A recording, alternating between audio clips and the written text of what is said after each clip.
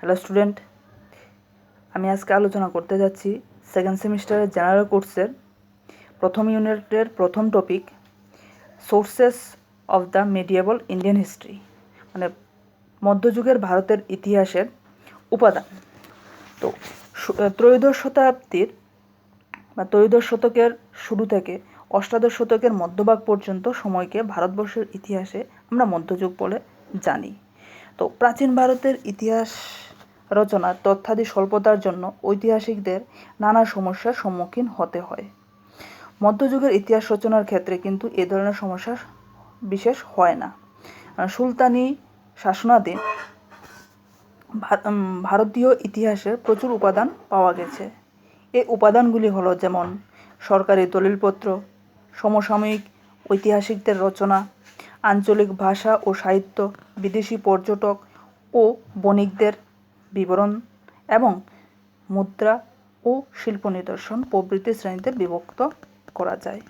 ভারতের মুসলিম শাসনের সূচনা থেকেই শাসকবর্গ নিজ নিজ শাসনকালের বিবরণ লিপিবদ্ধ করার ব্যবস্থা করেন এবং সমগ্র মধ্যযুগ ধরেই এই ধারা অব্যাহত ছিল। শাসকবর্গের লিখিত এইসব বিবরণ এবং সমসাময়িক দলিলপত্র যেমন বাদশাহী হুকুমনামা, ভূমি দানের দলিল, সরকারি চিঠিপত্র এইসব এই যুগের ইতিহাসের গুরুত্বপূর্ণ উপাদান। কালের প্রকোপে এসব দলিলের অধিকাংশই নষ্ট হয়ে গেছে, তবুও যতটুকু পাওয়া গেছে তা ঐতিহাসিকদের কাছে অতি অপরিসীম, বা এইসব তথ্যাদি ঐতিহাসিকদের কাছে অনেক এগুলির মূল্য অপরিসীম। সমকালীন বহু ঐতিহাসিকই এই যুগের ইতিহাস রচনা করেন। 1600 খ্রিস্টাব্দে মীর মোহাম্মদ মাসুম রচিত তারিখ-ই-সিন্ধ গ্রন্থ থেকে আরবদের সিন্ধু বিজয়ের বিবরণ পাওয়া যায়। এই প্রসঙ্গে আরবি ভাষায় কলাজুরি রচিত চাচনামা গ্রন্থও উল্লেখযোগ্য। হাসান নিজামি রচিত তাজ উল মাসির গ্রন্থে 1192 থেকে 1228 খ্রিস্টাব্দ পর্যন্ত বিভিন্ন ঘটনার বিবরণ আছে। মোহাম্মদ ঘুরির ভারত বিজয়, কুতুবউদ্দিন আইবকের জীবন ও কার্যাবলী এবং ইলতুৎমিশের রাজত্বকালের প্রথম পর্বের ইতিহাস এই গ্রন্থের গুরুত্ব অপরিসীম।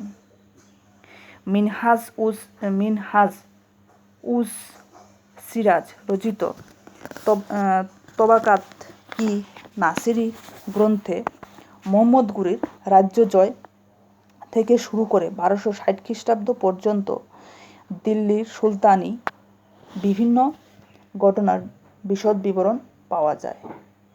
তিনি সুলতান নাসির উদ্দিনের আমলে দিল্লির প্রধান কাজী হিসাবে নিযুক্ত ছিলেন।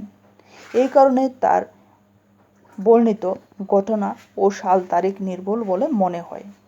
মোহাম্মদ বিন তুগলক ও ফিরোজ তুগলকের সভাসদ জিয়াউদ্দিন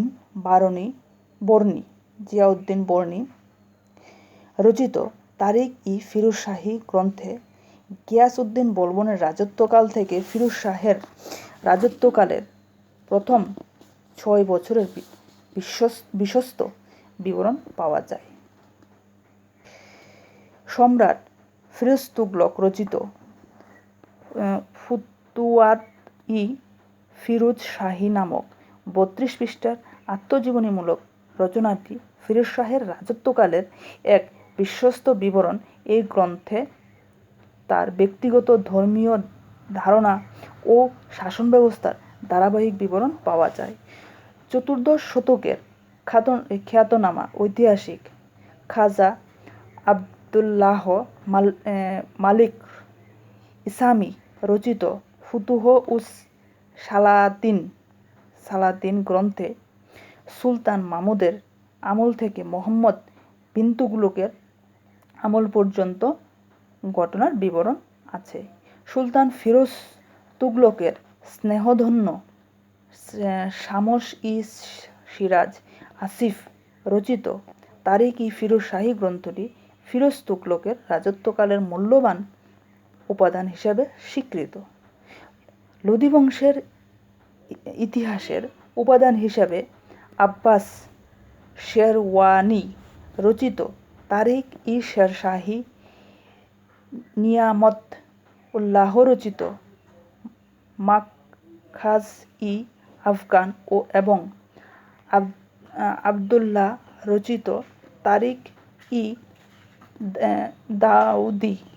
উল্লেখযোগ্য। এইসব রচনাগুলি কিন্তু একেবারে ত্রুটিহীন নয় এইসব ঐতিহাসিকগণ সাধারণত রাজা ও রাজদরবারের অনুগ্রহের উপর নির্ভরশীল ছিলেন, সুতরাং তাদের পক্ষে নিরপেক্ষভাবেই ইতিহাস রচনা করা সম্ভব ছিল না। মুসলিম ঐতিহাসিকরা ধর্মীয় চিন্তা দ্বারা প্রভাবিত ছিলেন। যেসব মুসলিম শাসক যেমন মুহাম্মদ বিন তুগলক, আকবর দ্বারা ধর্ম সম্পর্কে নতুনভাবে চিন্তাভাবনা করেছিলেন এবং হিন্দুদের প্রতি ভিন্ন নীতি গ্রহণ করেছিলেন, তাদের সম্পর্কে এইসব ঐতিহাসিকদের সমালোচনা মুখর ছিলেন। এসব ঐতিহাসিকদের দৃষ্টি রাজদরবার ও সেনা ছাউনিতে আবদ্ধ ছিল। দেশের সাধারণ মানুষের সঙ্গে তাদের কোনো সম্পর্ক ছিল না। এর ফলে তাদের রচনা থেকে দেশের সামাজিক ও অর্থনৈতিক অবস্থা সম্পর্কে কিছু জানা যায় না। চতুর্দশ ও পঞ্চদশ শতকে ভক্তি আন্দোলনকে কেন্দ্র করে ভারতের বিভিন্ন অংশে আঞ্চলিক সাহিত্যের বিকাশ ঘটে। এসব সাহিত্যকীর্তিগুলি ইতিহাসের এক অমূল্য উপাদান হিসেবে স্বীকৃত। বাংলার মহাকাব্য কবীরের দোহা, সুরদাস নানকের ভজন এবং মারাঠি ও গুরুমুখী সাহিত্যগুলি থেকে ইতিহাসের নানা তথ্যাদি জানা যায়। সুলতানি আমলে যেসব বিদেশি পর্যটক ভারতে আসেন তাদের রচনা থেকে ইতিহাসের নানা তথ্যাদি জানা যায়। বিখ্যাত আরব পণ্ডিত অল-বেরুনি তহকক-ই-হিন্দ বা কিতাব-উল-হিন্দ গ্রন্থে দশম শতাব্দীর শেষ ও একাদশ শতাব্দীর সূচনায় উত্তর ভারতের সামাজিক, রাজনৈতিক, অর্থনৈতিক ও সাংস্কৃতিক জীবনের বিশদ বিবরণ পাওয়া যায়। আফ্রিকার মরক্কো অধিবাসী ইবন বতুতা 14 বছর ভারতে ছিলেন। এর মধ্যে 8 বছর তিনি দিল্লিতে বাস করেন। সরকারের বহু গুরুত্বপূর্ণ পদে নিযুক্ত ছিলেন। তার ভ্রমণ বৃত্তান্ত কিতাব-উল-রহলা বা রহলা মুহাম্মদ বিন তুগলকের রাজত্বকালের গুরুত্বপূর্ণ বিবরণ। ইতালির মরক্কো, পোলো নিকোলো কন্টি, পর্তুগিজ পেয়েস বরবুসা নুনিস, প্যারিসের আব্দুর রাজ্জাক, রাশিয়ার নিকিতিন, চীনের মা হুয়ান প্রমুখ রচনাও ইতিহাসের গুরুত্বপূর্ণ উপাদান হিসাবে স্বীকৃত। মুদ্রা ও শিল্প নিদর্শন প্রভৃতি প্রত্নতাত্ত্বিক উপাদানগুলিও এই যুগের ইতিহাসের মূল্যবান উপকরণ। ঐতিহাসিক স্ট্যানলি ল্যান্ডপোল এর মতে এই যুগের মুদ্রাগুলি ইতিহাসের এই অধ্যায়ের প্রধান ও নিশ্চিত ভিত্তিস্বরূপ। তার মতে এই মুদ্রাগুলি থেকে রাজাদের রাজবংশ, রাজত্বকাল, রাজ্যের আয়তন, রাজার সিংহাসনারোহণ সময়, ধর্মমত, প্রতিবেশী রাজ্যগুলির সঙ্গে তার সম্পর্ক, ধাতু শিল্পের অবস্থা প্রভৃতি বহু বিষয়ের কথা জানা যায়। এছাড়া এই যুগের মসজিদ, স্মৃতিসৌধ, প্রাসাদ, দুর্গ এবং ললিত কলার বিভিন্ন নিদর্শন ইতিহাসের তথ্যাদি জানা যায়।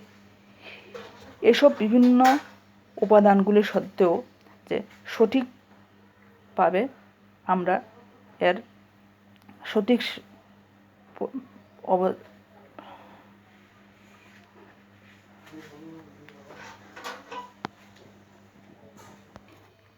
তো স্টুডেন্ট, আমি এত সময় যা ডিসকাস করলাম আশা করছি তোমাদের অনেকাংশে উপকারে আসবে। So thank you.